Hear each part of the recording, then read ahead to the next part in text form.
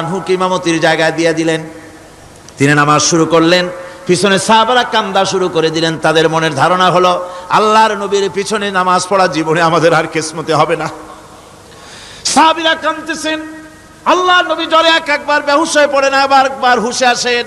নবীজি হুশে এসে হযরত আয়েশাকে জিজ্ঞেস করেন, আয়েশা রে এখন কোন সময়? হযরত আয়েশা বলেন, হুজুর নামাজে রক্ত হয়ে গেছে, সাহাবায়ে কিরাম আপনার অপেক্ষা করে জামাত শুরু করে দিয়েছেন। হুজুর বলেন দরজাটা খুলে দাও, আমি একটু দৃশ্যটা দেখি। দরজা খুলে দেওয়া হলো।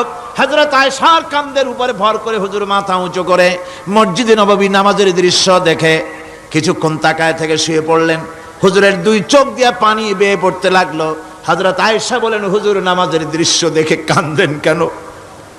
আল্লাহর নবী বলেন, আয়েশা রে এটা কোনো দুঃখের বাণী নয়, আমার চোখে পানি এসেছে বড় তৃপ্তির বাণী।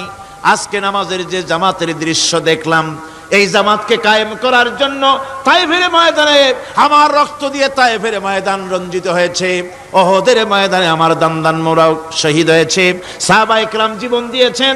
এই কষ্টের বিনিময়ে আজ জামাত কায়েম হয়ে গিয়েছে। এই দৃশ্য দেখে আমার মনে পড়ল কিয়ামত পর্যন্ত আমার যত উম্মত পৃথিবীতে আসবে এইভাবে করে তারা জামাত বন্দী হয়ে নামাজ আদায় করবে।